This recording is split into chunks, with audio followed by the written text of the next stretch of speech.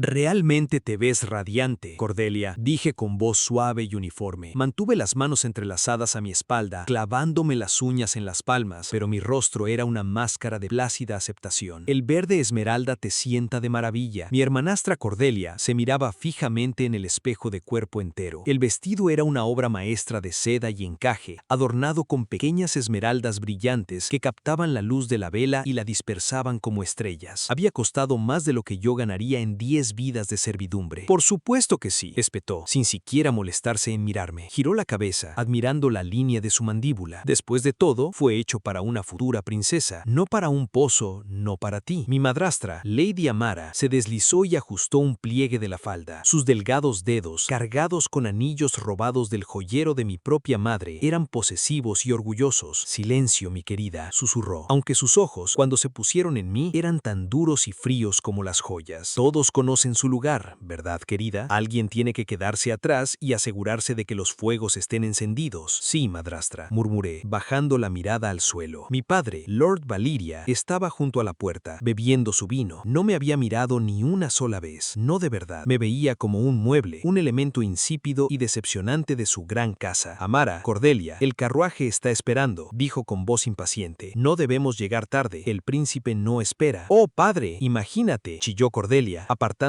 por fin del espejo. Corrió hacia él, una visión de verde, y él sonrió, acariciándole la mejilla. Esta noche, por fin podría ser elegida. Seré la princesa. Es tu destino, mi dulce, dijo Amara con la voz cargada de triunfo. Espero que tengas una maravillosa noche, dije de nuevo, apenas un susurro. Cordelia rió, un sonido agudo y tintineante que siempre me ponía los pelos de punta. No me esperes despierta, Alara. Estaremos en el palacio y no lo harás. Salieron de la habitación envueltas en una nube de perfume de rosas caro, el perfume de mi madre robado de mi habitación y un susurro de seda. Escuché cómo sus risas se desvanecían por el pasillo, el fuerte portazón de la puerta principal y el traqueteo de las ruedas del carruaje sobre los adoquines. Solo entonces me permití sonreír. Caminé hacia la ventana, apartando la pesada cortinilla de terciopelo para ver desaparecer el carruaje por el largo camino iluminado por la luna. Estaban tan felices, tan seguras, se dirigían hacia su mayor triunfo, el momento que habían tramado y planeado, el momento que me habían intimidado y saboteado para lograr, y yo se lo había permitido. De hecho, yo había ayudado. Sonreí porque sabía algo que ellos no. Sabía que el príncipe, el hermoso, melancólico y moreno príncipe al que todos anhelaban conocer, era un monstruo. Sabía que toda su familia eran monstruos, criaturas de la noche que ocultaban su verdadera naturaleza tras un glamour de riqueza y realeza. Y sabía que esa noche, en esta misma noche, el príncipe Tin se moría de hambre. Lo sabía porque en mi vida anterior yo fui eso. Yo era la que llevaba un vestido remendado desesperadamente. Yo era la que captó su atención. Yo era la que él eligió. Y yo era la que murió gritando y aterrorizada en una cámara ritual oscura y fría mientras drenaba la vida de mi cuerpo. Esta vez estaba más que feliz de dejar que Cordelia se quedara con el premio. Mi renacimiento había sido un shock, un violento desgarro de la realidad. Un momento me estaba desvaneciendo. Mi último aliento una maldición estremecedora sobre el nombre de Teren. Mi última visión, la sangre en su perfecta y cruel boca. Al día siguiente, jadeaba, inhalando el aire polvoriento de mi fría habitación en el ático, el cuerpo entero y temblando. Tenía 18 años otra vez, un año antes del baile. Durante la primera semana, viví en un estado de terror paralizante. Me despertaba gritando, arañándome la garganta, convencida de que aún sentía los colmillos fantasmas. Me encerraba en mi habitación, mirando mis propias manos, mi propia forma sólida, viva y palpitante. No era un sueño, estaba de vuelta. Una vez que el terror disminuyó, fue reemplazado por otra cosa, una rabia cólida y calculadora que se instaló dentro de mis huesos. Estaba de vuelta y todos seguían aquí. Mi familia, mi memoria, ahora nítida y libre de la esperanza juvenil, reproducía la letanía de mi abuso. No fue un hecho dramático aislado, fue una muerte lenta y dolorosa, una erosión diaria de mi alma. Realmente comenzó cuando murió mi madre. Era una mujer gentil de una familia noble menor y mi padre, Lord Valyrias, se casó con ella por su pequeña pero significativa dote. Él estaba consumido por la ambición y su naturaleza gentil era para él una debilidad. Cuando murió de una fiebre, su dolor duró solo lo suficiente para asegurar su siguiente matrimonio, más ventajoso. Se casó con Lady Amara en 6 meses. Era viuda con una hija, Cordelia, que tenía exactamente mi edad. Amara era todo lo opuesto a mi madre. Astuta, cruel, socialmente brillante y completamente manipuladora. Inmediatamente me vio como una amenaza para las perspectivas de su propia hija, y así así comenzó la campaña. La dote de mi madre, que legalmente era mía, fue absorbida por las cuentas domésticas para su custodia. Los vestidos y joyas de mi madre fueron guardados y pronto reaparecieron en Amara y Cordelia. Me mudaron de mi habitación al ático, ya que Cordelia necesitaba el espacio para sus estudios. Cordelia era la niña prodigio, tenía tutores de danza, música y arte. Yo tenía tareas domésticas. Mientras ella practicaba sus valses, yo estregaba los suelos. Mientras ella aprendía a pintar, yo remendaba la ropa de cama. Mi padre, el hombre que se suponía que debía protegerme, simplemente observaba. Ansiaba estatus. Amara y Cordelia, con su belleza penetrante y su astucia social, eran sus activos. Yo, con mi naturaleza cálida y mi parecido a mi madre débil, era su lastre. No seas tan sensible, Alara, me espetaba cada vez que me atrevía a llorar. Cordelia es vibrante, deberías aprender de ella. Deja de hacer el ridículo en las sombras. Recordé un incidente con escalofriante claridad. Tenía un pequeño retrato de mi madre, una miniatura que guardaba junto a mi cama. Cordelia, en un arrebato de ira después de que un comerciante que me visitaba me elogiara por mi rapidez matemática, tropezó accidentalmente y derramó todo un tintero sobre él. El pequeño rostro pintado quedó borrado. Ni siquiera grité, simplemente me quedé allí temblando. Cuando Amara llegó, echó un vistazo a la escena, las lágrimas falsas de Cordelia, mis manos manchadas de tinta por intentar salvar el retrato, e inmediatamente me abofeteó. Niña descuidada y malvada, siseó, destruyendo un objeto tan valioso. Eres igual que tu madre. Inútil. Intenté protestar, a explicarme, pero Cordelia ya estaba llorando en el pecho de mi padre. Me estaba gritando. Padre, dijo que era un miserable reemplazo. Estaba tan asustada que me tropecé. Mi padre ni siquiera me pidió mi versión. Me agarró del brazo y me arrastró al sótano, encerrándome durante 2 días con nada más que pan duro y agua. Aprenderás a controlar tus celos, Alara, había dicho, su voz fría a través de la gruesa puerta de madera. No deshonrarás a esta familia. Había aprendido. Oh, había aprendido. Aprendí que no valía nada. Aprendí que estaba sola. Aprendí que para sobrevivir tenía que ser invisible. En mi primera vida, esa invisibilidad fue mi prisión. En esta vida, comprendí que era mi mayor arma. La desesperación de mi primera vida había sido mi perdición. Cuando llegó la invitación al baile real, dirigida a las hijas del Lord Valirias, la vi como mi única vía de escape. Amara y Cordelia, por supuesto, me encerraron en mi habitación, pero forcé la cerradura, una habilidad que aprendí por pura necesidad. Encontré un vestido de la madre de mi madre, todavía escondido en el fondo de un baúl, una túnica simple de terciopelo azul oscuro que me hacía ella cuando tenía unos 10 años. Había quedado pequeña, levantando peligrosamente mis tobillos y las mangas terminaban a medio camino entre mi codo y la muñeca. Algunas personas habrían llorado, yo casientemente, al iniciar mi segunda vida, al salir de la tranquila soledad de mi cuarto y ver a la gente del castillo que siguen aquí y siguen pendientes. Mi memoria, ahora nítida y libre de la esperanza juvenil, reproducía la letanía de mi abuso. No fue un hecho dramático aislado, fue una muerte lenta y dolorosa, una erosión diaria de mi alma. Realmente comenzó cuando murió mi madre. Era una mujer gentil de una familia noble menor, y mi padre, Lord Valirias, se casó con ella por su pequeña pero significativa dote. Él estaba consumido por la ambición, y su naturaleza gentil era para él una debilidad. Cuando murió de una fiebre, su dolor duró solo lo suficiente para asegurar su siguiente matrimonio, más ventajoso. Se casó con Lady Amara en 6 meses. Era viuda con una hija, Cordelia, que tenía exactamente mi edad. Amara era todo lo opuesto a mi madre, astuta, cruel, socialmente brillante y completamente manipuladora. Inmediatamente me vio como una amenaza para las perspectivas de su propia hija, y así comenzó la campaña. La dote de mi madre, que legalmente era mía, fue absorbida por las cuentas domésticas para su custodia. Los vestidos y joyas. Vestido de novia de mi madre, un sencillo vestido de terciopelo azul zafiro, y me escapé. Fui al baile, conocí al príncipe, era tan cautivador. Sus ojos eran oscuros y llenos de una tristeza trágica que me atrajo. Ignoró a todas las debutantes deslumbrantes, incluida Cordelia, y bailó solo conmigo. Dijo que yo era pura e inmaculada. Pensé que era un cuento de hadas. El compromiso se anunció al día siguiente. Amara y Cordelia estaban furiosas. Mi padre, por primera vez, se sintió orgulloso. Fui llevada al palacio. El cuento de hadas duró 3 días. La boda no fue una boda, fue un ritual. Me llevaron a una cámara profunda bajo el palacio tallado en piedra negra. Toda la familia real estaba allí, despojada de su glamour. Sus rostros eran depredadores, sus ojos brillaban con un rojo tenue y enfermizo, y sus colmillos estaban a la vista. El príncipe, mi encantador príncipe, había acariciado mi rostro. Tu sangre es tan dulce, querida, había dicho. Su voz ya no melancólica, sino hambrienta, nos sustentará por otra generación. Mi muerte fue una agonía que no le desearía a nadie excepto, sí, se la desearía a ellos, a Amara, a Cordelia, a mi padre. madre. Y ahora tenía la oportunidad. Mi plan comenzó a tomar forma el día que desperté. Tenía un año para dejar de ser una víctima y empezar a ser una cazadora. Mi presciencia era mi ventaja injusta y la usaría como un bisturí. Mi primera prueba fue simple. Sabía desde mi primera vida que una extraña tormenta de verano inundaría la parte baja de la ciudad en la tercera semana de julio. Le mencioné accidentalmente a la ama de casas principal, una mujer que me había mostrado pequeñas amabilidades, que los desagües de los vendedores parecían obstruidos. Es solo una sensación que tengo, señora Gable, le dije. Tuve un terrible sueño con agua en la despensa. Ella, creyendo que era un presagio, hizo desatascar los desagües. Cuando llegó la tormenta, nuestros vendedores fueron los únicos en la calle que permanecieron secos. Fue una pequeña victoria, pero demostró que mis recuerdos eran precisos. Ahora, el plan real. Era maravillosamente simple. No necesitaba luchar por la invitación. No necesitaba escabullirme. Necesitaba asegurarme sin la menor duda de que Cordelia era la elegida. También tenía que prepararle la comida más atractiva, más deliciosa, más irresistible del menú. Recordé las palabras del príncipe Theron. Se había atraído por mí, había dicho, porque yo era pura. Pero también recordaba sus ojos fijos en el vestido de zafiro de mi madre y el olor de la única rosa blanca que llevaba en el pelo. Mi nueva estrategia tenía dos partes. Primera parte, el olor. Mi madre tenía una pequeña caja cerrada con llave que Amara nunca había logrado abrir. Yo, en cambio, la había visto abrirla cientos de veces. Dentro, bajo letras descoloridas, había un pequeño frasco de su perfume de pétalos de rosa. Era potente, hecho de una variedad de rosa que ya no crecía en la región. En mi primera vida lo había apreciado. En esta lo veía como cebo. Empecé a llevar una pequeña gota en las muñecas cada día. Cordelia, cuyos celos eran tan predecibles como el amanecer, lo notó de inmediato. ¿Qué es ese olor?, preguntó una tarde mientras yo quitaba el polvo del salón. Es solo... Era de mi madre, dije, bajándome la manga. Es un desperdicio contigo, olfateó. Hueles como una sirvienta que intenta ser una dama. 2 días después, el frasco había desaparecido de mi habitación. Esa noche, toda la casa rezumaba de rosas. Cordelia prácticamente se había bañado en él. Amara la elogió. Qué aroma tan exquisito, querida, tan refinado. Cordelia solo me dedicó una sonrisa burlona. Mantuve la cabeza baja, ocultando mi triunfo. Segunda parte, el color. A Theron le había gustado mi vestido azul. No podía arriesgarme a que Cordelia vistiera de azul. Necesitaba que destacara, pero de una manera que yo dictara. Pasé un mes investigando en la biblioteca de mi padre, un lugar al que nunca me dejaban ir, pero al que accedía a través de un panel suelto en el pasillo de los sirvientes. Encontré un viejo y polvoriento tomo de historia real. Con cuidado, usando tinta que envejeció con té, añadí unas líneas a un capítulo sobre la antigua línea real. Escribí que la matriarca fundadora de la línea había venerado la esmeralda, viéndola como una piedra de vida y vitalidad eterna. Escribí que en tiempos antiguos, las novias de la casa siempre se presentaban de verde. Luego olvidé el libro, dejándolo debajo de una silla en la biblioteca. Amara tardó una semana en encontrarlo. La oí jadear desde el pasillo. Es una señal, Valirias. La voz de Amara era aguda por la emoción. Un secreto. El príncipe buscará una novia que comprenda su herencia. Probablemente solo sea superstición, refunfuñó mi padre. La superstición gobierna el mundo, tonto, siseó ella. Cordelia vestirá de verde, el verde más fino. La distinguirá de todas las simplonas vestidas de pastel. La pieza final del rompecabezas era yo. Tenía que interpretar el papel de la víctima derrotada, celosa y desesperada. Esta era la única manera de hacer que su victoria supiera dulce, de hacer que estuvieran absolutamente seguros de que el baile era el premio máximo. Empecé a dejar que me vieran cosiendo sin querer. Cuando Cordelia demandó saber qué era, me aferré a la tela contra el pecho. No es nada, solo un viejo vestido de mi madre. Era el vestido de terciopelo zafiro. Su crueldad, alimentada por mi supuesta competencia, se intensificó. Me dieron más tareas. Accidentalmente derramaron sopa sobre el vestido, arruinándolo. Olvidaron guardarme comida de la cena. Una semana antes del baile, representé mi final. Fui al estudio de mi padre, con lágrimas corriendo por mi rostro. Padre, por favor, robé, cayendo de rodillas. La invitación dice: hijas, soy tu hija. Por favor, déjame ir al baile aunque sea por 1 hora. Quiero ver el palacio. Mi padre me miró con evidente disgusto. Ara, no seas patética. No tienes nada que ponerte. No tienes ropa de noche. Nos avergonzarías. Cordelia es el futuro de nuestra familia. Tú no. Amara, que había estado observando desde la puerta, entró. Niña egoísta. Después de todo lo que hemos hecho por ti, intentas robarle el momento a tu hermana. Lo arruinarías todo con tu tristeza y tu cara de celos. Yo solo sollocé, dejando que el auténtico dolor de toda una vida de rechazo alimentara mis tiernos. Solo quiero una noche. No, dijo mi padre con voz firme. Volvió a sus papeles. Te quedarás aquí. Se acabó. Salí corriendo de la habitación, con los hombros temblando por fuertes sollozos teatrales. Oí que Cordelia reía desde lo alto de la escalera. Patética, imitó a mi padre. Me encerré en mi habitación del ático y dejé que los sollozos se convirtieran en una risa silenciosa y temblorosa. Habían picado el anzuelo, habían tragado el anzuelo, el sedal y el plomo. Realmente creían que este era su plan. Estaban tan convencidos de su propia astucia, de su propia superioridad. Pensaban que nos estaban sacrificando para su propio beneficio. No tenían idea. Ellos eran el sacrificio y ahora se habían ido. Me quedé en la ventana del ático hasta que el último eco de las ruedas detrás del carruaje desapareció en la noche. La casa estaba dichosa y hermosamente silenciosa. No avivé los fuegos, los dejé extinguirse uno por uno hasta que la casa estuvo fría y oscura. Entonces me puse a trabajar. Esto no solo se trataba del destino de Cordelia, se trataba de mi nueva vida. Mi venganza no estaría completa hasta que hubiera borrado a mi familia de mi existencia y reclamado lo que era mío. Fui al estudio de mi padre. La acerro era simple. Dentro, fui directo al gran escritorio de roble. Sabía de mi primera vida que guardaba un doble fondo en el tercer tesoro. Contenía sus libros de contabilidad. Lo encontré fácilmente y allí estaba, el registro de la dote de mi madre, la tierra, el oro, las inversiones. Absorbido en su propio patrimonio, lo había estado vendiendo poco a poco para financiar el guardarropa de Cordelia y las deudas de juego de Amara. Pero no era muy buen contable y, lo sabía, era un hombre que acumulaba riquezas materiales. Me acerqué al retrato de su abuelo, de semblante severo, que colgaba en la pared. Lo incliné hacia atrás. Detrás estaba la caja fuerte. La combinación, patéticamente, era el cumpleaños de Cordelia. Dentro había una pesada bolsa de terciopelo con monedas de oro y varias bolsitas de joyas. También estaban las escrituras de las propiedades de mi madre, las que aún no había logrado vender. Reconocí un collar de rubíes que había pertenecido a mi abuela. Amomar me había dicho que se había perdido. Vacié la caja fuerte. Tomé hasta la última moneda, cada joya, cada escritura. Dejé los libros de contabilidad abiertos sobre el escritorio para que los viera, con la caja fuerte vacía, abierta de par en par. Quería que supiera, en sus primeros momentos de pánico, quién había hecho esto y por qué. Después, fui a la habitación de Amara. Recuperé el joyero de mi madre, el que guardaba en su tocador. Estaba lleno de las piezas que había visto usar a mi madre desde pequeña. Amara se las había ido entregando a Cordelia una por una. Me las llevé todas. Preparé una bolsa sencilla y resistente. Me puse mi capa más abrigada. No me llevé nada que no me perteneciera. Salí por la puerta principal, dejándola abierta al frío aire de la noche. No miré atrás. No huí de la ciudad. Todavía no. Mi plan tenía un último acto. Caminé por las calles oscuras hasta una posada respetable en la gran plaza que daba al Palacio Real. Había ahorrado las pocas monedas que había ganado vendiendo pequeños remiendos en el pueblo y las usé para alquilar una habitación pequeña y limpia en el último piso. La ventana daba directamente a las puertas del palacio. Me senté en la silla, envuelta en mi capa, y observé. Vi llegar los carruajes relucientes uno tras otro. Vi las luces del gran salón de baile brillando como un faro en la noche. Podía oír débilmente la música, los valses majestuosos que recordaba tan bien. Imaginé la escena en el interior. Imaginé a Cordelia, con su vestido esmeralda resplandeciente, su rostro rojado de triunfo. Estaría bebiendo el vino especiado, ese que te hace sentir ligero. Estaría riendo con esa risa aguda y cristalina. Y me imaginé a Theron. Lo vi deslizándose entre la multitud, sus ojos oscuros escudriñando, escudriñando, escudriñando. Sería cortés con las demás chicas, pero su mirada estaría fija. Estaría buscando a su elegida. Sabía el momento en que la vería. Después de todo, ella vestía el color de la vida eterna y olía a las rosas que él anhelaba. Sería tan fácil de reconocer, tan ansiosa. Recordé mi propio baile con él. Había sido tan fuerte, tan elegante. Me había hecho sentir como si fuera la única persona en el mundo. Había susurrado, eres a quien he estado esperando. Sabía que en ese momento le susurraba esas mismas palabras a Cordelia, y ella, criada entre halagos y vanidad, las estaría absorbiendo. Se enamoraría igual que yo. Esperé. Las horas transcurrían. La música crecía. Entonces, a la medianoche, tal como lo recordaba, la música se detuvo. No se apagó. Se cortó como si se hubiera roto un hilo. Me incliné hacia adelante, mi aliento empañando el frío cristal. Las luces del salón de baile no se apagaron, pero parecieron atenuarse en un tono enfermizo y frío. Las grandes puertas principales del palacio, que habían permanecido abiertas, se cerraron con un estruendo seco que resonó en la silenciosa plaza. En las almenas, los guardias humanos con sus brillantes cascos desaparecieron. Fueron reemplazados, como por arte de magia, por figuras altas y delgadas en armadura negra con los rostros ocultos por cascos completos. La Guardia Real de Vampiros, los verdaderos guardias. El espectáculo terminó. La cazada había concluido. Unos minutos después, las puertas laterales del palacio se abrieron. Un torrente de invitados comenzó a salir. Estaban aturdidos, confundidos. Sus caras estaban sin expresión, sus ojos vacíos. Tropezaron hacia sus carruajes, susurrando sobre una repentina enfermedad del rey, sobre la interrupción del baile, compulsión vampírica. Los enviaban a casa, sus memorias de los últimos momentos borrados, reemplazados por una historia plausible. Despertarían al día siguiente con nada más que un leve dolor de cabeza y una sensación de decepción. Observé y esperé. Un carruaje no llegó. El gran carruaje con escudo de la casa Valeria permanecía vacío junto a la acera. Pasó una hora. La plaza estaba casi vacía. Entonces las puertas principales se abrieron solo un poco. Dos figuras fueron arrojadas, lanzadas físicamente sobre los adoquines. No eran invitados, eran mi familia. Eran Amara y mi padre. El cabello de Amara estaba suelto, cayéndole por la espalda. Su costoso vestido estaba rasgado en el hombro. Mi padre estaba de rodillas, jadeando. Se pusieron de pie pie de un salto, con el rostro completamente aterrorizado. Primitivamente. ¡No!, gritó Amara con la voz quebrada. Corrió de vuelta a las puertas y las golpeó con los puños. ¡No! ¡No puedes! Ella no es la indicada. Llévate a la otra. Llévate a Ara. Ella es la que quieres. Llévate a Ara. Mi padre se quedó ahí parado, su cuerpo rígido, su boca abierta en un grito silencioso. Señalaba el palacio, su dedo temblando. Desde mi ventana alta no hice nada, solo observé. Entonces hice algo que no había planeado. Me invadió un repentino impulso frío. Abrí la ventana. El aire frío de la noche entró a chorros. ¡Madrastra!, grité. Mi voz, clara y fuerte, resonó en la plaza. Amara se congeló. Se giró, su cabeza girando bruscamente, sus ojos buscando. Mi padre se volvió hacia su cuerpo moviéndose como una bisagra oxidada. Me vieron en lo alto, enmarcado en la ventana de la posada, sana y salva. Levanté la mano y en ella sostuve el pesado collar de rubíes que había sacado de la caja fuerte. Lo dejé brillar a la luz de la luna. Sonreí. Las piernas de mi padre cedieron. Se desplomó sobre los adoquines, un montón roto y gimoventere. Amara dejó un sonido que jamás había oído en un ser humano. Era una ballena de odio puro e inalterado, pérdida y locura. Me miró fijamente, su rostro contorsionado, finalmente comprendiendo. Había sido engañada, había sido derrotada. Ella misma, con sus propias manos, había arrojado a su preciosa hija a los monstruos. Tú, chilló, con la voz quebrada. Tú, bruja, tú, monstruo. Consiguió lo que quería. Amara, la llamé desde arriba, con voz suave. Es una princesa. Cerré la cortina, me metí en la cama, me tapé con las mantas calientes hasta la barbilla y por primera vez en mi vida dormí sin pesadillas. Salí de la capital antes del amanecer. Vendí el collar de rubíes en el pueblo siguiente. Solo con eso conseguí lo suficiente para financiar mi nueva vida y reservar un pasaje en un barco que se dirigía al sur, a la costa, a la ciudad de donde era mi madre, un lugar del que solo había oído historias. El viaje fue largo, pero fue una purificación. Con cada legua sentí cómo la suciedad de mi vieja vida se desprendía. Vi el océano por primera vez, una vasta extensión de azul y blanco, y lloré, no de tristeza, sino de alivio. Era libre. Llegué a la ciudad portuaria de Almira con un nuevo nombre y una considerable fortuna. Usé las escrituras de mi madre para reclamar su pequeña villa familiar que había estado vacía por años. Era hermoso, con vistas al mar. Usé el resto del oro para comprar una pequeña tienda en la plaza principal del pueblo. La llené de libros. Mi aguda mente para los números, reprimida por tanto tiempo, hizo que el negocio prosperara. Me convertí en un miembro respetado de la comunidad. Hice amigos, comí bien, bebí buen vino y leí hasta altas horas de la noche. El sonido del océano, mi único compañero. Era feliz. Estaba en paz. Los años pasaron. Casi olvidé mi vieja vida, pero el pasado tiene la costumbre de enviar ecos. Unos 5 años después de haber huido, recibí una carta. Era de la señora Gable, la antigua ama de casa. Había llegado. Almira, tras haber oído hablar de una amable Madame Lane que regentaba una librería, me reconoció al instante, pero era leal. Había dejado el servicio de mi padre poco después que yo, ya que la casa se había derrumbado. Su carta me lo contaba todo. La ruina de mi familia había sido rápida y total. Mi padre y Amara habían sido encontrados en la plaza aquella mañana, delirando como locos. Cuando mi padre regresó a su estudio y encontró la caja fuerte vacía,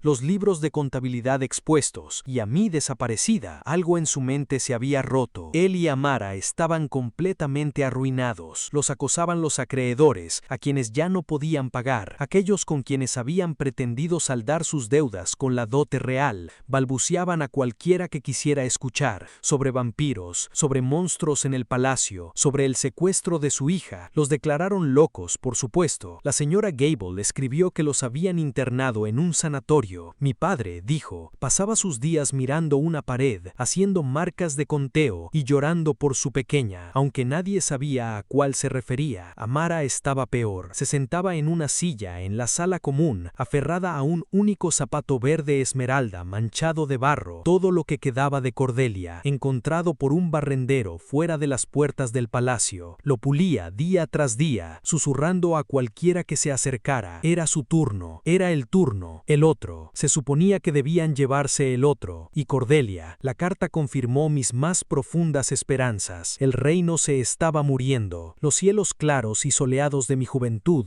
ahora estaban perpetuamente nublados. Una extraña plaga había caído sobre las cosechas. La gente estaba enferma y atemorizada. A la familia real rara vez se la veía. La nueva princesa, decían los susurros, había traído una maldición. Su sangre, Balnong, corrompida por una vida de envidia, crueldad y rencor, no había sostenido a los vampiros, los había envenenado. En lugar de otorgarles otra generación de vitalidad, había acelerado su decadencia. El príncipe Thin, otro tan hermoso, Era ahora una criatura putrefacta y salvaje. Su encanto había desaparecido. El reino se desmoronaba, devorado por dentro por el mismo veneno que habían consumido con tanta avidez. Cordelia, decían, no había sido asesinada, había sido transformada, pero su naturaleza vil había pervertido la transformación. No era una criatura glamorosa de la noche, era una bestia, un ser de rabia y hambre, encadenada en las mazmorras más profundas del palacio. Un monstruo, incluso más que otros monstruos. Temía. Terminé la carta, caminé hacia mi chimenea, donde un fuego cálido crepitaba con la brisa marina. Arrojé la carta a las llamas, vi cómo los nombres Valirius, Amara y Cordelia se convirtieron en ceniza negra y flotaron hacia la chimenea. Mi familia anhelaba desesperadamente un premio. Habían mentido, engañado, robado y abusado para conseguirlo. Simplemente los dejé ganar. Les di exactamente lo que merecían. Volví a mirar por la ventana, contemplando el mar brillante y limpio. Era rico, estaba a salvo, era libre, y esa era la única justicia que importaba.